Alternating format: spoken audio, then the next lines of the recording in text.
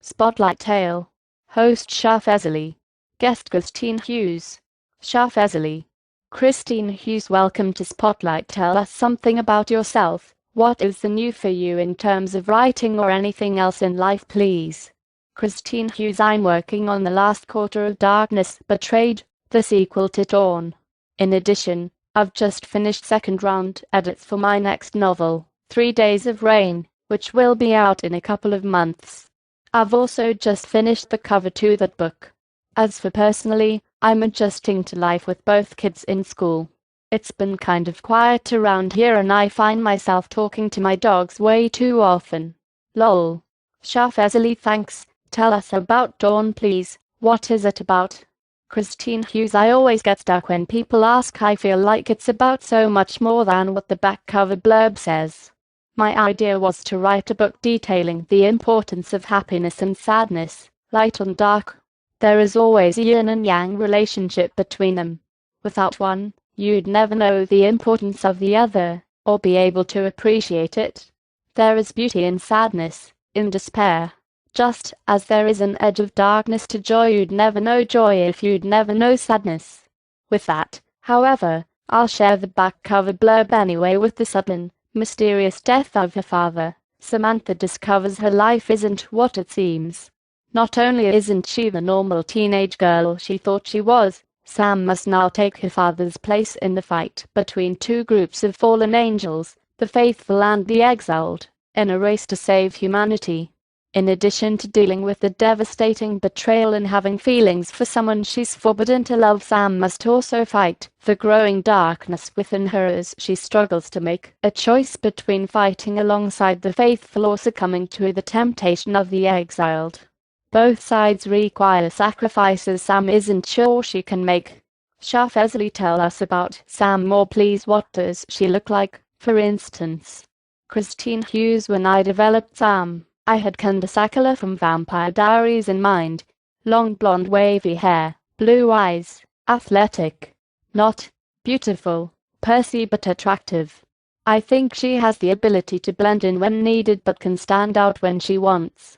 Shah Fazli, who else is there in the book maybe supporting Sam or going against her? Can you give a few names, please? Christine Hughes, first there is her father James, who was killed by Sebastian, a fallen angel and leader of the exiled.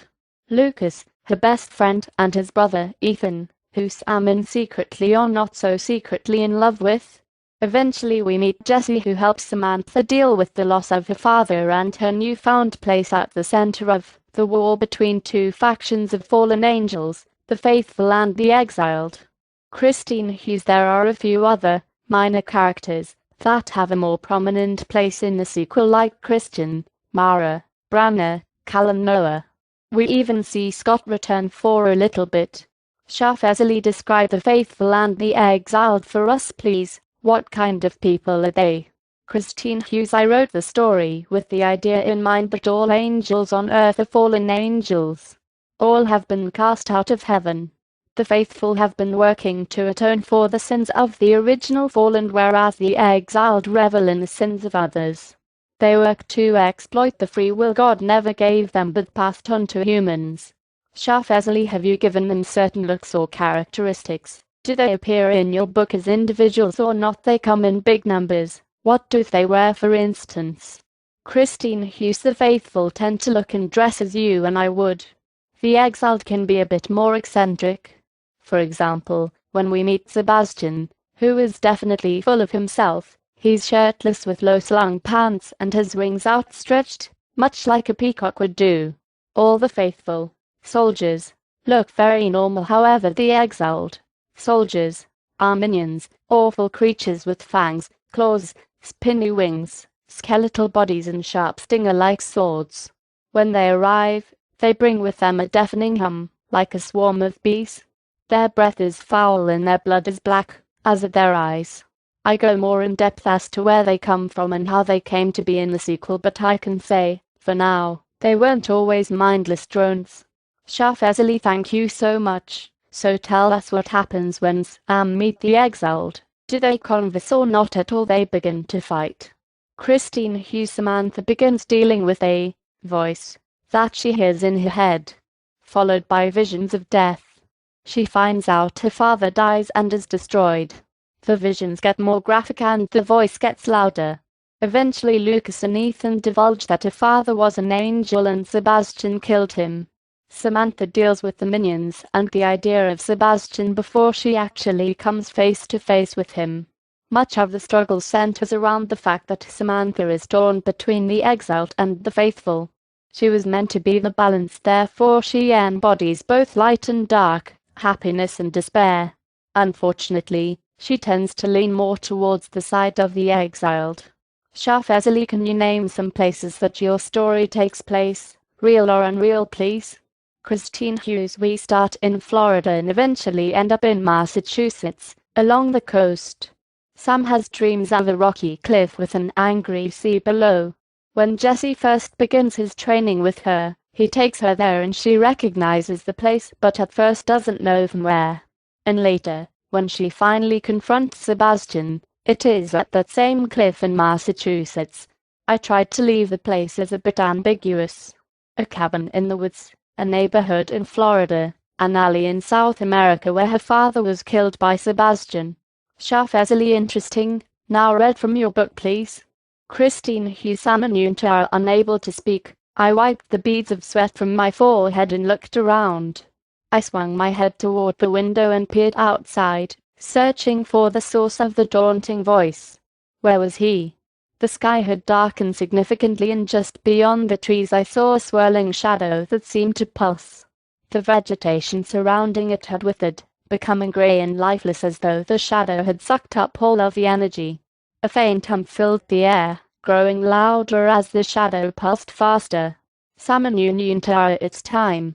Join us. Where are you? I could barely get the words out. What do you want from me? This voice had plagued me for months and I wanted to know for sure it was Sebastian, yet the thought of finally knowing, finally seeing him, scared me more than the uncertainty. The voice chuckled. Join us and I will show you everything. Never, I whispered. Never? My father died protecting me. I will never come to you. Again, a high-pitched and foul laugh rang in my head, making it spin. Dark clouds rolled ominously overhead, the wind picked up and the dull humming became an inescapable white noise. Silly girl. You will come to us. You will make the choice. It is your destiny. Despite my protest, I stepped toward the window then, leaning over the sink, I reached up to unlock it. My reflection was unrecognizable in the glass. My hair was wild and my eyes were huge and black as shadows emanated from within me. Whatever was out there was reaching for me with ghostly fingers, and as I opened the window, a dark mist snaked toward the house. I closed my eyes in giddy anticipation of the unknown. Shah Fazli. Thanks. Tell us more about Sebastian, please. Christine Hughes. Sebastian is the leader of the exiled. His main goal in life to obtain the box of hope and the heart of hope. The best way to explain both of those is to refer you to the story of Pandora's box. Pandora was given a box and told not to open it, and when she did, a host of troubles and despair escaped into the world. Much like free will, it was there but never meant to be used fully. Once Sebastian has the box, he can destroy it so he and his minions can never be suppressed again. I love Sebastian. He was so much fun to write. He's evil and gets off on being so. I explain him further in the sequel, and discuss how he came to be. But in Dawn, I just have fun with him. He alternates between sweet and seductive and demonic. When he gets angry his eyes shade to black and his face twists so Samantha can see who he really is. She's attracted to him and repulsed at the same time. He returns with a vengeance in the next book. I can't wait for everyone to see where I take him. He is my favorite character, probably because it's so much more fun to write the bad guy. Shah Fazli. Thank you. What is your tips for other writers on writing, please? Christine Hughes. Just keep writing. Find your inspiration. Take criticism well. Always be appreciative. Learn all you can. Read every day. Find a group of people who know what you're going through and you can vent with. A group on Facebook I love is the Lit Power Writers group. Full of fantastic people. Start developing thick skin. And never ever give up. If writing is your dream, make it happen. Shah Fazli, thank you so much. It was so nice to have you with us. Hope to see you again soon. Have a good day. Shah Fazli. Visit Shah site shop. Blogspot.de. Christine Hughes, thank you for the opportunity to chat. It was fun. Shah Fazli. To book your own interview, join www.facebook.com/be-in-the-spotlight. Spotlight Live Facebook interview with authors and readers. As an author, you get the opportunity to interact with the readers. Ask for an interview by joining